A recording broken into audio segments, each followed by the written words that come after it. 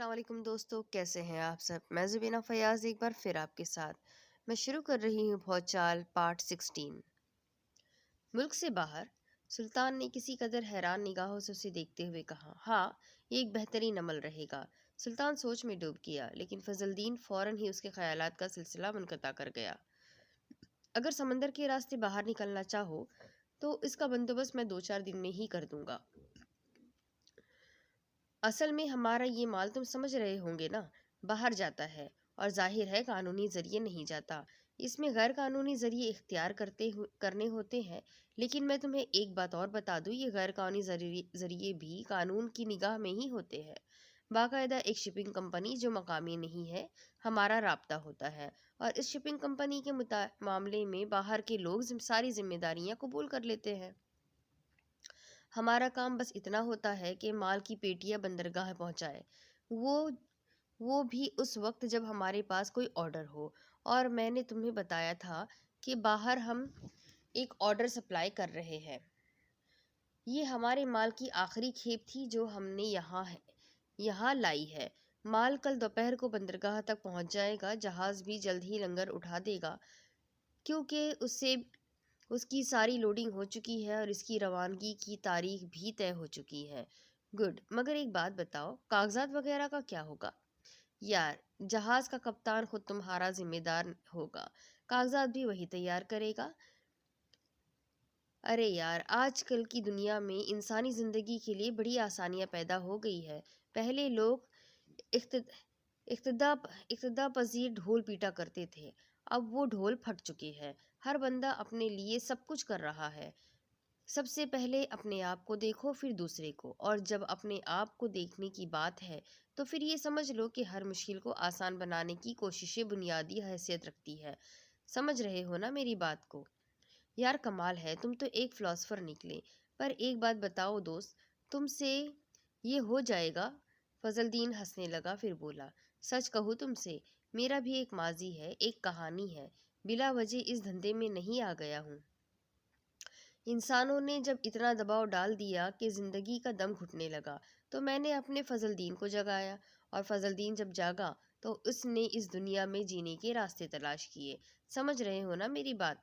अब बोलो, क्या कहते हो? ठीक है, मैं बाहर जाने के लिए तैयार हूँ, तुम मेरे लिए बंदोबस्त कर दो, कोई मसला ही नहीं। और सुनो, थोड़े से पैसे खर्च हो जाएंगे, उसकी तुम परवाह मत करना। बल्कि मुझे अपने पास मौजूद रकम के ट्रैवलर चेक भी तो बनवाने हैं, ताकि बाहर मेरे काम आ सके। सारे मामलात इस अंदाज में तय हो गए और आखिरकार फजलदीन जैसे मामूली से आदमी ने एक इतना बड़ा काम कर डाला कि तसव्वुर में भी ना आ सके। फजलदीन ने उसे जहाज़ के कप्तान से मिलाया और कप्तान ने खुशदिली से उसे खुशामदीद कहा और अपने जहाज़ पर कबूल कर लिया। सुल्तान बहुत ही बेखौफ और निडर इंसान था, लेकिन जब जहाज़ के लंगर उठाए जा रहे थे तो वो रेलिंग के साथ खड़ा हुआ हबीब बैंक प्लाजा की बिल्डिंग देख रहा था, और इसके साथ साथ ही करबो जवार के मनाजिर इसकी निगाहों में नुमाया थे। कराची को तीसरी बार देख रहा था, और इस बार ज़रा अपने तौर पर देखा था।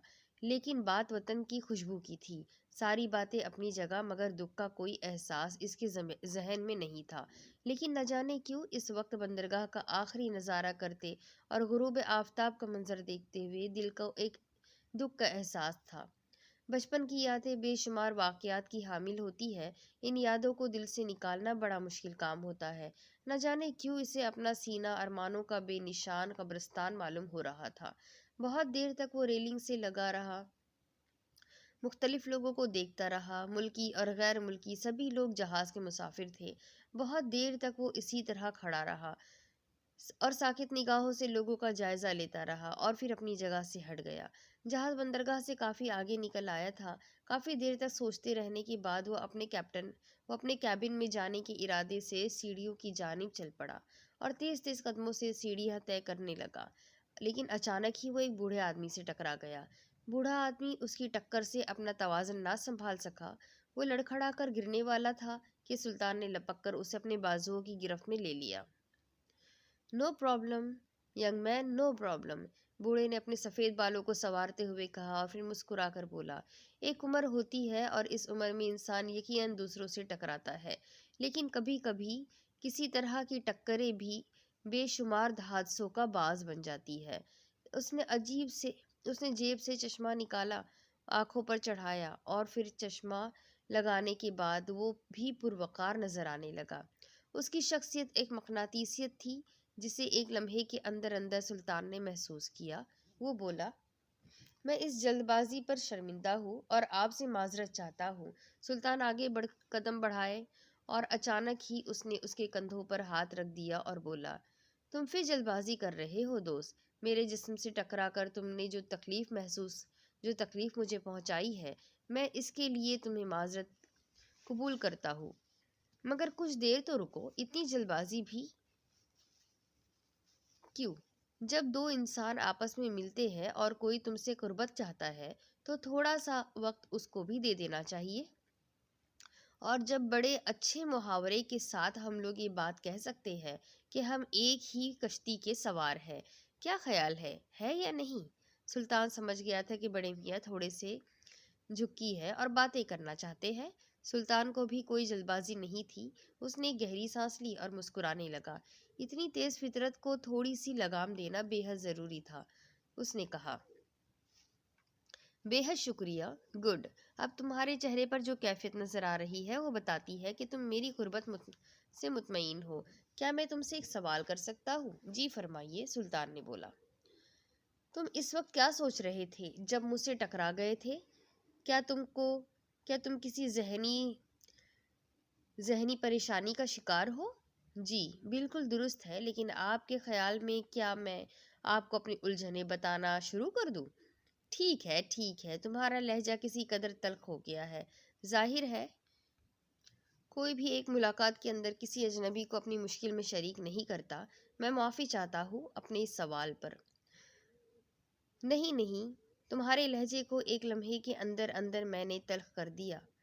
میں سمجھتا ہوں کہ انسان کے اندر جب کوئی تلخی پیدا ہو جائے تو فوری طور پر اس سے الگ ہو جانا چاہیے تاکہ بعد میں محبت کی کوئی گنجائش باقی رہے۔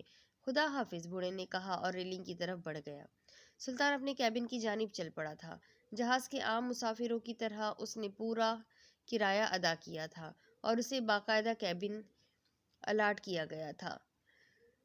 اس کی حیثیت ایک معزز مہمان کی سی تھی، چنانچہ اسے تمام آسائشیں بھی حاصل تھی۔ جہاز کے کیبن میں اپنے بستر پر لیٹ کر وہ نہ جانے کیسی سوچوں میں گم ہو گیا۔ کبھی کبھی وہ اپنے آپ سے یہ سوال بھی کرتا، میں کہاں جا رہا ہوں اور کیوں جا رہا ہوں؟ میں گھر سے کیوں بھاگا ہوں؟ ظاہر ہے ظفر محمود صاحب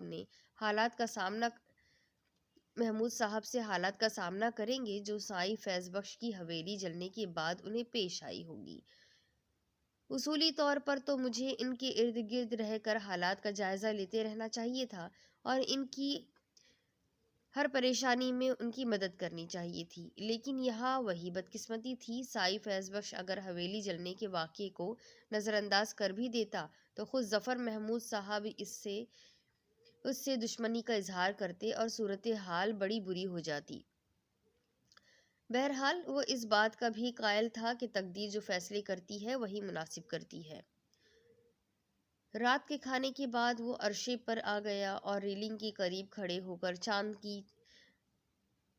چاند کی مدھم کرنوں کو دیر تک دیکھتا رہا۔ کھلی فضا میں خاصا سکون محسوس ہو رہا تھا۔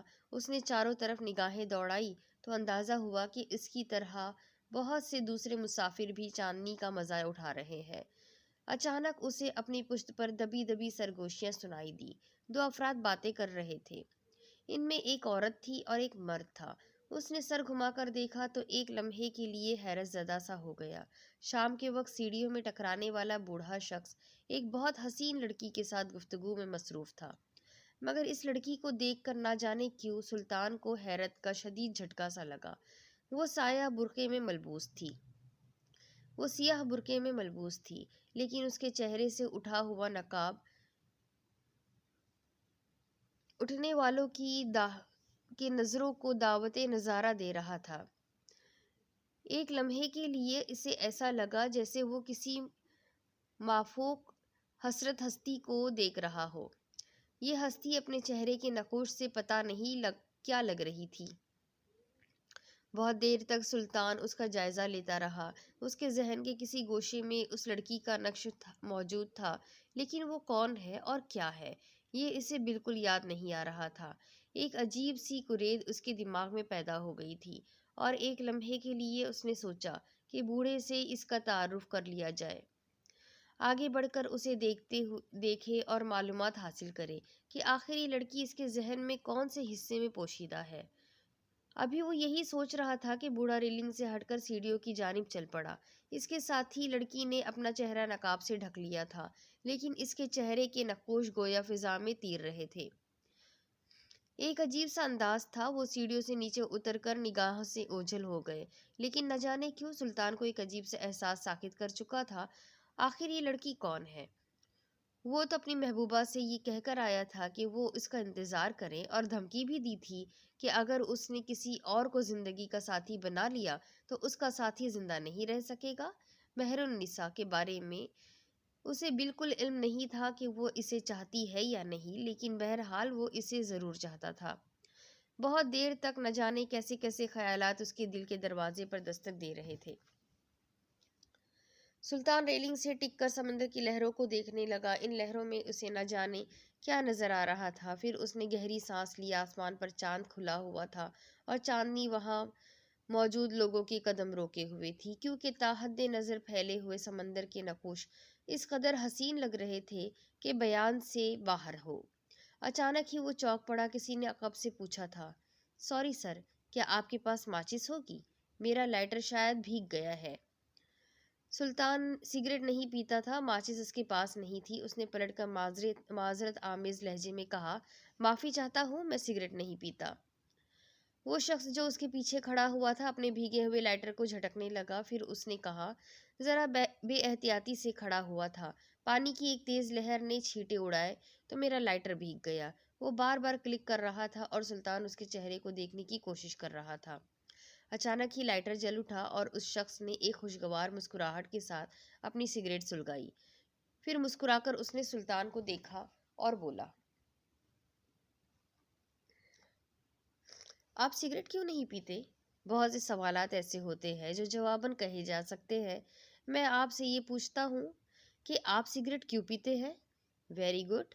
میرے خیال میں سگریٹ تنہائی کا بہترین ساتھی ہے، اور ویسے بھی میں تنہا ہوں، اور آپ جانتے ہیں کہ سمندری سفر کس قدر اکتا دینے والا ہوتا ہے۔ سگریٹ ایک بہترین ساتھی ہوتا ہے۔ آپ پیے اور غور کریں تو آپ کو اندازہ ہو جائے گا کہ تنہائی ہو، سگریٹ ہو، خاموشی ہو، تو آپ کو یوں لگتا ہے جیسے آپ اپنی کسی محبوبہ سے مدھم سرگوشیوں میں باتیں کر رہے ہیں۔ بالکل ٹھیک کہا آپ نے، اور یہ زہریلی محبوبہ خاموشی سے آپ کے سینے میں خنجر اتار رہی ہوتی ہے۔ نکوٹین کی بات کر رہے ہیں آپ؟ جی، اور نکوٹین کا زہر ساری دنیا میں تسلیم کر لیا گیا ہے۔ آپ فوری جوابی کارروائی کے ماہر ہیں۔ میرا نام سہیل ہے، کیوں نہ ہم لوگ ایک دوسرے سے تعارف حاصل کر لیں؟ سلطان، اس نے جواب دیا۔ آپ کا پروقار انداز آپ کو سلطان ہی ظاہر کرتا ہے۔ ویسے میرا تعلق لاہور سے ہے، کیا سمجھے آپ؟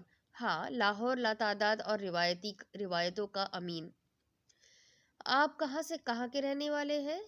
سکھر۔ سلطان کے منہ سے بے اختیار نکل پڑا، واہ، بڑی خوشی ہوئی۔ ویسے میں آپ کو بتاؤں کہ میں نسلاً ایرانی ہوں، مگر میرے والدین کا کاروبار چونکہ برصغیر میں ہر طرف پھیلا ہوا ہے، اس لیے میں نے اپنی رہائش لاہور میں رکھی تھی۔ ہم لوگ یعنی میں اور میرے اہل خاندان اردو ہی بولتے ہیں۔ ویسے انگریزی اور دوسری باتوں میں بھی اچھی طرح سیکھی ہوئی ہے میں نے۔ کیا خیال ہے اگر ہم جہاز کے ریسٹورنٹ میں بیٹھ کر عمدہ سی کافی پئیں تو گفتگو کرنے میں مزہ آئے گا۔ ویسے ایک سوال اور کر لوں آپ سے کہ آپ تنہا ہے؟ سلطان نے جواب مسکرا کر کہا، ہاں، اور زور سے کہا مار کر پھر بولا، دو تنہا مل جائے تو تنہا نہیں رہتے، آئیے ہم اپنی تنہائی دور کریں۔ وہ سلطان کو ساتھ لے کر اوپر ایئر ریسٹورنٹ کی جانب چل پڑا۔ ریسٹورنٹ میں ایک خاصی رونق تھی۔ وہ دونوں ایک میز کے گرد بیٹھے تھے اور کافی طلب کر لی۔ تھوڑی دیر بعد ان کے درمیان باتیں شروع ہو گئی اور سہیل اس سے باتیں کرتا رہا۔ تھوڑی دیر کے بعد سہیل کے بارے میں سلطان کو یہ اندازہ ہو گیا تھا کہ وہ خاصا شاطر اور تجربے کار آدمی ہے۔ اس کی باتوں میں بڑی گہرائی ہے اور اس سے اندازہ ہوتا تھا کہ دنیا کے بارے میں اس کی معلومات لامحدود ہے۔ تھوڑی دیر بعد اچانک اس نے سوال کیا، ایک بات بتاؤ سلطان۔ سلطان اس کی جانب متوجہ ہو گیا تو وہ کافی کے گھونٹ گلے سے اتارتا ہوا بولا، تم نے زندگی میں محبت کی ہے؟ سلطان کے ہونٹوں پر مدھم سی مسکراہٹ پھیل گئی۔ اس نے کہا، اس بات کو میں دل سے تسلیم کرتا ہوں کہ تم مجھ سے زیادہ تجربے کار ہو۔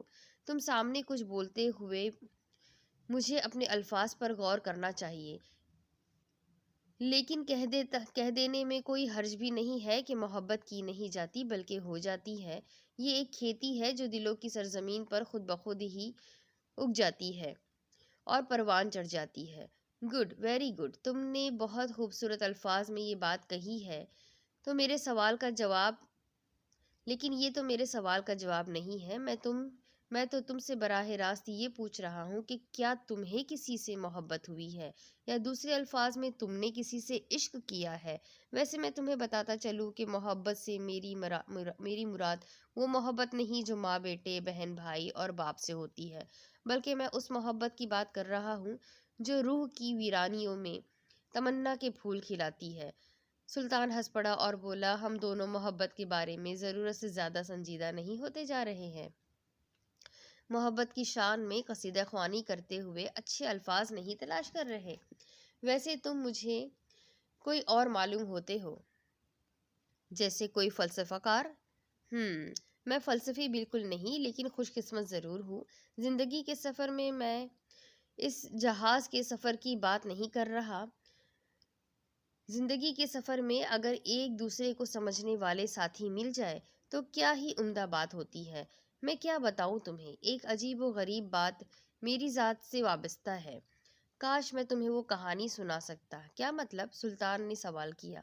بس میں یہ کہہ رہا تھا کہ محبت ایک عجیب و غریب شے ہے۔ میرے لیے بھی ایک لمحہ آیا جب میں نے سوچا کہ محبت کے بغیر زندگی کا تصور ہی ممکن نہیں۔ کیا بتاؤ میرے ساتھ کہ میں کیسی الجھن کا شکار ہوں۔ خیر چھوڑو، ابھی ہمارا واسطہ بہت مختصر ہے۔ ویسے تمہارے بارے میں میرا یہ اندازہ ہے کہ تم نے یقیناً محبت کی ہے۔ اب اپنی محبت کے سلسلے میں تمہیں کامیابی ہوئی یا ناکامی، یہ میں نہیں کہہ سکتا، لیکن میرا اندازہ ہے کہ تمہارے دل میں کسی کے محبت کے پودے ضرور پروان چڑھے ہیں۔ تمہاری محبت کا کیا ہوا؟ تم کہاں جا رہے ہو؟ تمہارا وہاں کون ہے؟ یہ بات میرے علم میں نہیں، لیکن میں کوشش کروں گا کہ اس سے واقف ہو جاؤں۔ سلطان مسکرانے لگا۔ بہرحال کافی دیر تک وہ وہاں بیٹھے رہے اور اس کے بعد سہیل مسکراتے ہوئے کہا، تمہاری آنکھوں میں سرخ ڈورے کھنچ گئے ہیں اور میں تم سے ہر قیمت پر دوستی رکھنا چاہتا ہوں، اور ایک دوسرے کے ساتھ دوستی رکھنے کا بہترین ذریعہ یہ ہوتا ہے کہ آپس میں ایک دوسرے کا خیال رکھا جائے۔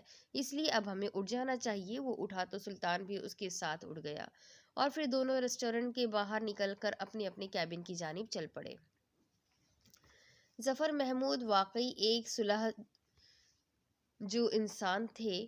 پہلے تو کافی دن تک اس کے ہر کارے اور خود شکور و وجار کی آبادیوں میں اور دور دور تک سلطان کو تلاش کرتے رہے تھے، لیکن انہیں اس میں کوئی کامیابی حاصل نہیں ہوئی تھی۔ ادھر فیض بخش کو اس کے ساتھی اطلاعیں دیتے رہے اور وہ غفور واقعی ان کے لیے بڑے اچھے ثابت ہوئے تھے کہ وہ ان دونوں کے درمیان صلح کی کوشش کرتے رہے تھے۔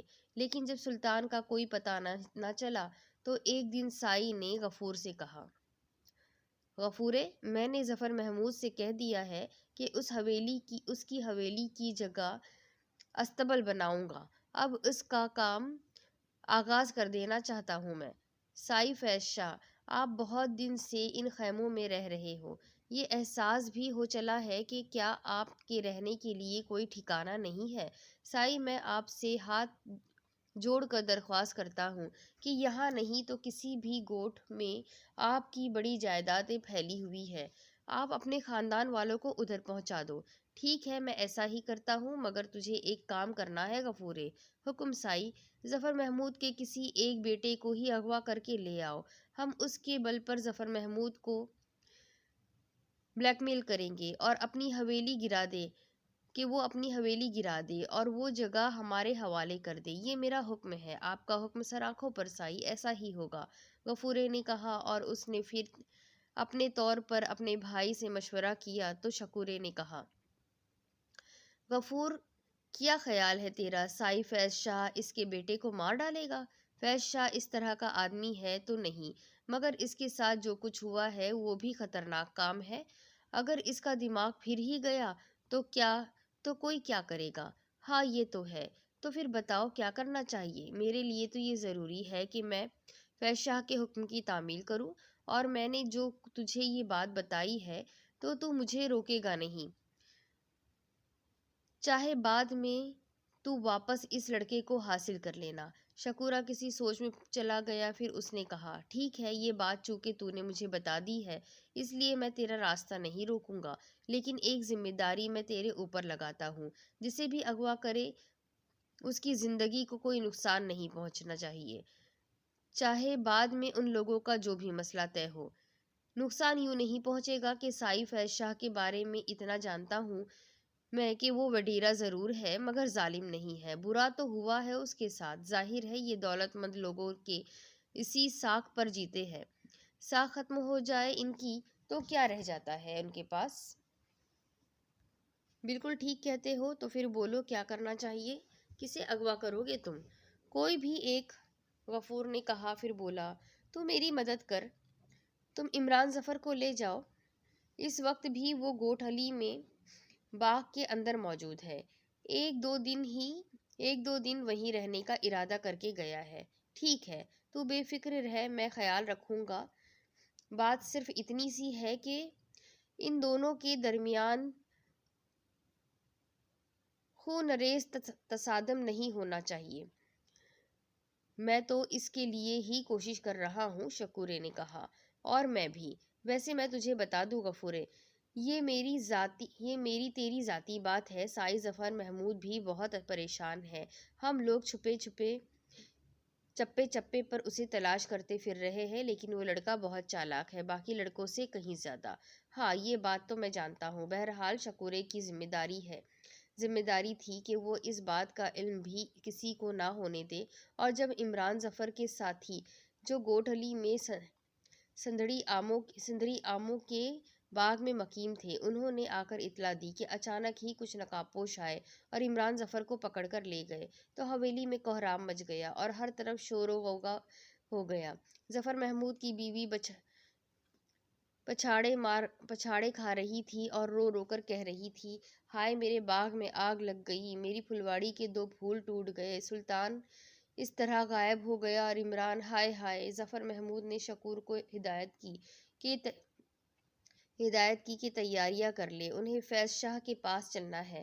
شکور جانتا تھا کہ ظفر محمود کا ذہن اس طرف جائے گا۔ بہرحال یہ بڑے کٹھن لمحات تھے۔ سائی فیض شاہ اپنے خیمے میں ہی موجود تھا، البتہ اس کے اہل خاندان وہاں سے چلے گئے تھے۔ ظفر محمود کو دیکھ کر فیض شاہ نے طنزیہ انداز میں گردن ہلائی اور بولا، آؤ ظفر سائی، آؤ، کہو کیسے ہو؟ جیسا ہوں تمہیں معلوم ہے فیض شاہ، میں تم سے ایک سوال کرنا چاہتا ہوں۔ ہاں سائی بولو، تم بھی بال بچوں والے آدمی ہو، تمہارے جھگڑے بچوں تک تو نہیں پہنچنے چاہیے۔ ہمارا تمہارا تو کوئی جھگڑا ہی نہیں ہے سائی، تمہارے بیٹے نے مجھے جو 2 بڑے نقصان پہنچائے ہیں وہیں سے جھگڑے کا آغاز ہوا ہے۔ سائی فیض شاہ، آپ سلطان کو تلاش کرو، اسے سزا دینے میں میں بھی آپ کے ساتھ رہوں گا۔ میرے دوسرے بیٹے کو کیوں آپ نے اٹھوا لیا؟ فیض شاہ نے ایک لمحے سوچے بغیر اس سے سوال کیا۔ دیکھو سائی، بات اصل میں یہ ہے کہ ہم نے پولیس کی مدد نہیں لی، حالانکہ آپ کے سامنے ہی پولیس آئی تھی ہمارے پاس، بات ضرورت سے زیادہ بگڑ جاتی اگر اب ہم ان سے خود ہی بات کر لیتے، تو یہ زیادہ اچھا ہوگا کہ ہم آپس میں ہی بات کر لیں۔ ابھی میں آپ کو بولوں ظفر شاہ صاحب کہ آپ حویلی خالی کر دو، مجھے اس حویلی میں نہیں رہنا، میں نے آپ کو بول دیا کہ وہاں میرے بندھے میرے گھوڑے بندھیں گے، استبل بناؤں گا میں، یہ فیصلہ ہے میرا۔ کیا یہ بات مناسب ہوگی کہ اس طرح میں کسی کو منہ دکھانے کے قابل رہ جاؤں گا؟ وہی باتیں ہیں سائی، اگر اپنے بیٹے کے اغوا کی بات پولیس کو بتاؤ گے، میں انکار کر دوں گا۔ آپ اسے تلاش کرو گے لیکن نہیں کر پاؤ گے۔ بات صرف ایک ہی ہے، یہ کام کر دو۔ ٹھیک ہے، مگر میں ایک بات تم سے کہوں، مجھے 3 دن کی مہلت دو، میں تمہیں اس کا جواب دوں گا۔ ٹھیک ہے سائی، آپ جواب دو، ہم انتظار کریں گے۔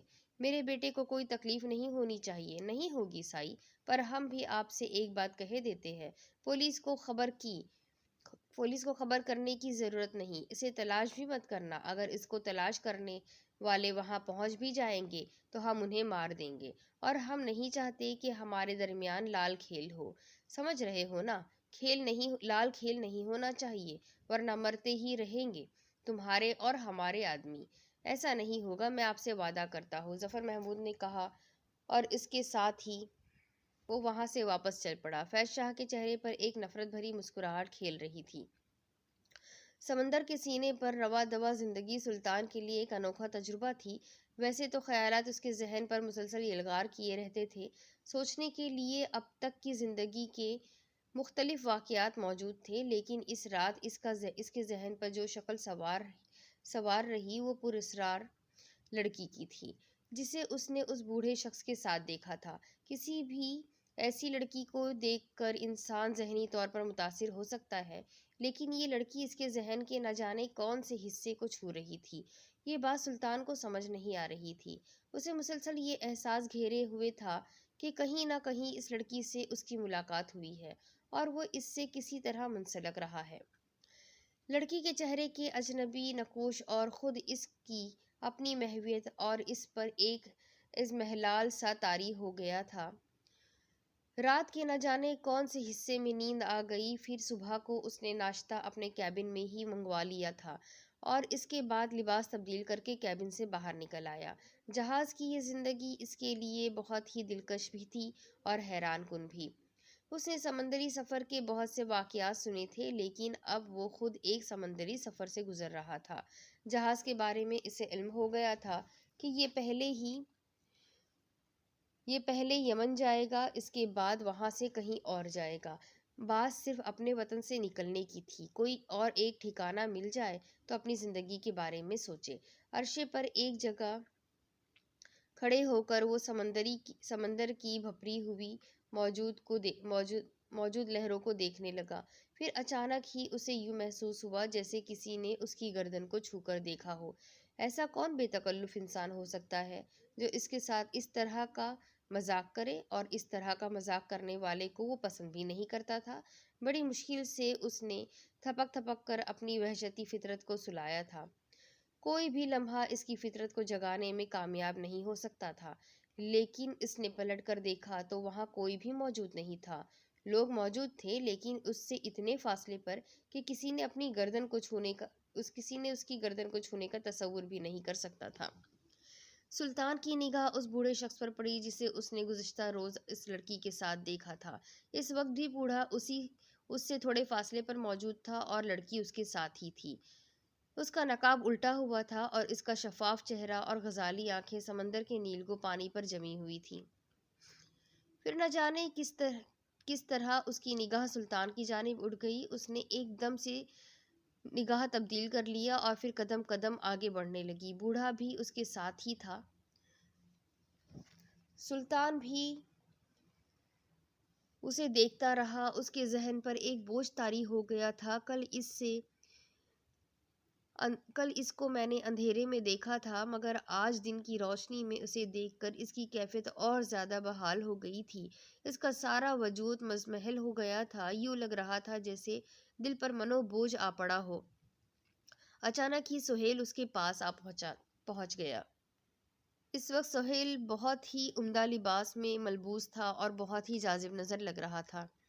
ہیلو، پہلے میں نے تمہارے کیبن پر دیکھا، میں نہیں جانتا تھا کہ تم صبح خیزی کے عادی ہو، پھر میں تمہیں تلاش کرنے یہاں آ گیا۔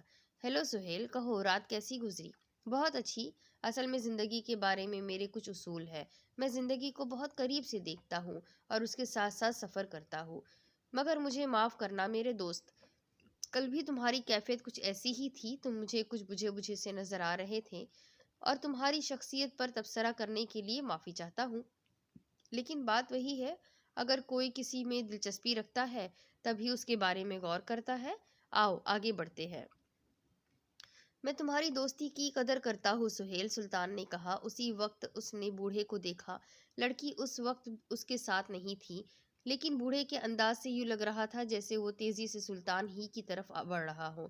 سلطان حیران رہ گیا، نہ جانے کیوں بوڑھا اس سے کیا کہنا چاہتا تھا، لیکن بوڑھا سہیل کی جانب متوجہ ہوا اور اس نے کہا، ہیلو مائی ڈیئر سہیل، تم اس جہاز پر کہاں؟ ارے چچا، آپ یہاں کہاں؟ حیرت کی بات ہے، دنیا بہت وسیع ہے میرے بچے۔ میں اس وقت ایک کام کے سلسلے میں یمن جا رہا ہوں۔ مگر تم؟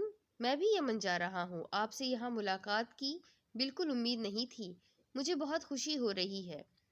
ان سے ملیے، یہ میرے دوست سلطان ہے، اور سلطان یہ ایک بہت ہی عظیم ہستی ہے۔ کیا کیا تعریفیں کروں ان کی، بس یہ سمجھ لو کہ یہ ایک بہت ہی بڑی دلچسپ شخصیت ہے۔ ان کا نام پروفیسر سومن ہے۔ یہ بڑا عجیب سا نام تھا۔ سلطان کو حیرت ہوئی۔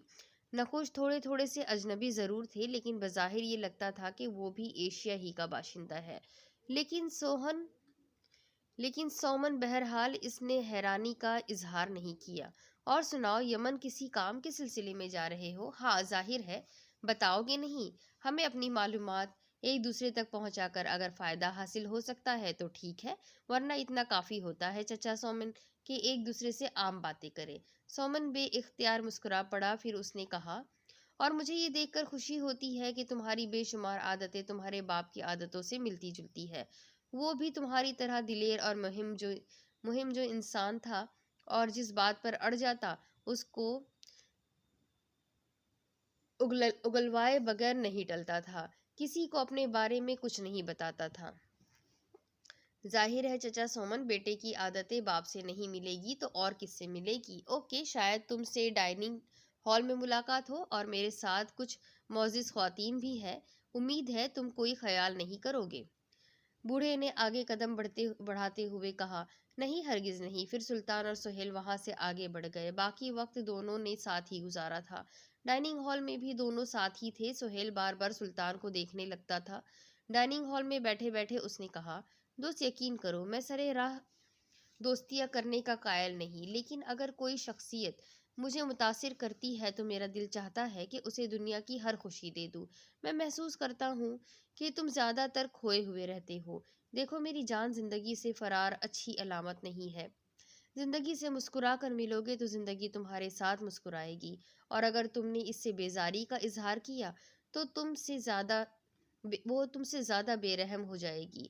وہ تمہیں کچلتی ہوئی گزر جائے گی، اور تم وقت کی اس بات پر ماضی کے نشانات چھوڑتے رہ جاؤ گے۔ مجھے یوں لگتا ہے جیسے تم کسی شدید ذہنی دباؤ کا شکار ہو، شاید، لیکن براہ کرم مجھ سے اس ذہنی دباؤ کے بارے میں پوچھنا نہیں۔ بہرحال کھانے کے بعد کافی پیتے ہوئے بہت سے موضوعات پر بات چیت ہوئی۔